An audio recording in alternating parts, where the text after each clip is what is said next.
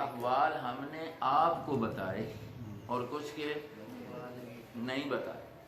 یہی ہو گیا نا, بتانا ہوا اور کچھ کے نہ بتانا ہوا. تو جن کے نہیں بتائے احوال ظاہر بات ہے آپ کو پتہ نہیں ہے, تو ان پر اجمالی حکم ہے, قرآن نے ہمیں بتا دیا اجمالی طور پر ان پر ایمان لانا کہ اللہ کی طرف سے جتنے رسول آئے ہیں, نبی آئے ہیں, ہم سب پر ایمان رکھتے ہیں. اب کتنے آئے ہیں جی؟ 1,24,000 کم و بیش, کچھ نے اس سے بھی زیادہ ذکر کیے. یہی ہوتا ہے نا جو میں بات کہنا چاہتا ہوں. ان دونوں آیات سے یہ پتہ چلا کہ اللہ نے سب نبیوں کے احوال حضور کو نہیں بتلائے. سب نبیوں کے احوال رسول کو نہیں بتلائے. جب نہیں بتلائے تو عطائی علم کلی تو نہ ہوا نا. یہاں پر علم عطائی کی نفی ہو رہی ہے نا. بریلویوں نے ایک راستہ چور نکالا ہوا ہے جی. پہلے کہتے ہیں جی کہ جتنی بھی علم غیب کی اللہ کے علاوہ سے نفی ہے تو وہ علم ذاتی کی ہے, عطائی کی. تو ہم ذاتی نہیں مانتے, عطائی مانتے ہیں.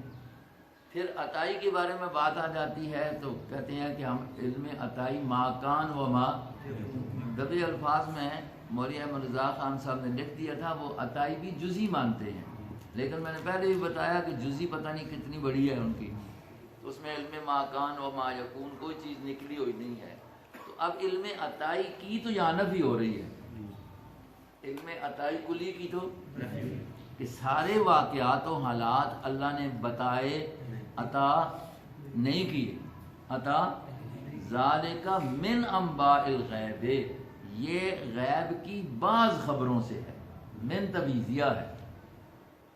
اظہار غیب من اظہار غیب ہے.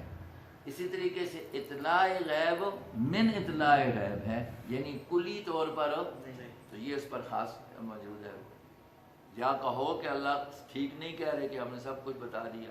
وما علمناہ الشعر, ہم نے آپ کو شعر نہیں سکھائے. تو نہیں سکھایا, عطا نہیں کیے, تو اس سے بھی کیا ہو گئی ہے, نفی ہو گئی.